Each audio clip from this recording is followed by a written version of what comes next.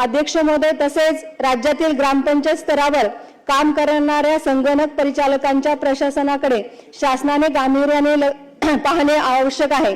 महाराष्ट्रातील 28,500 ग्रामपंचायतीमध्ये कार्यरत जवळपास 2,000 संगणक परिचालक सुमारे 14 वर्षापासून ग्रामीण भागातील जनतेच्या विविध प्रकारच्या ऑनलाईन ऑफलाईन सुविधा देत आहेत।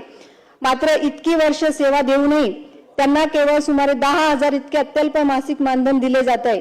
महागाई, कुटुंबाचा उदरनिर्वाह आणि वाढते जीवनमान लक्षात घेतल्यास हे मानधन अत्यंत अपुरे आहे। त्यांना कोणतीही स्पष्ट सेवा अट नाही, कायमस्वरूपी दर्जा नाही, निवृत्ती वेतन किंवा सामाजिक सुरक्षा योजना नाही।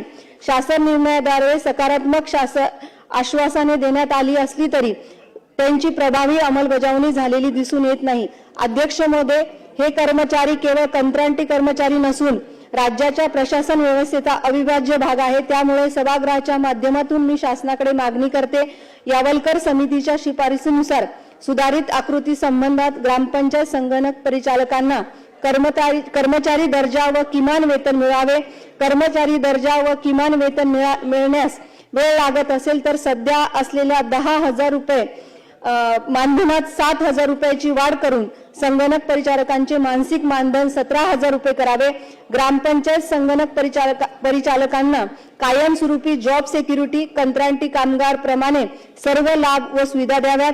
मागील 14 वर्षापूर्वी दिलेले संगणक व इतर साहित्य खराब झाल्याने संगणक परिचालकांना ऑनलाईन कामकाज करण्यास अडथळा होत असल्याने राज्यातील प्रत्येक ग्रामपंचायतींना शासनाने नवीन संगणक, प्रिंटर व इतर आवश्यक साहित्य पुरवावे। महिलांना संगणक परिचालकांना मानधनासहित प्रस्तुती रजा द्यावी। ही सर्व संगणक परिचालकांना किमान 50 लाख रुपयाचा अपघाती व आरोग्य विषयक विमा लागू करावा। मी शासनाकडे विनंती करते की या विषयावर शासनाने तातडीने उच्चस्तरीय बैठक घेऊन संगणक परिचालकांना न्याय देण्याचे ठोस निर्णय जाहीर करावा। धन्यवाद।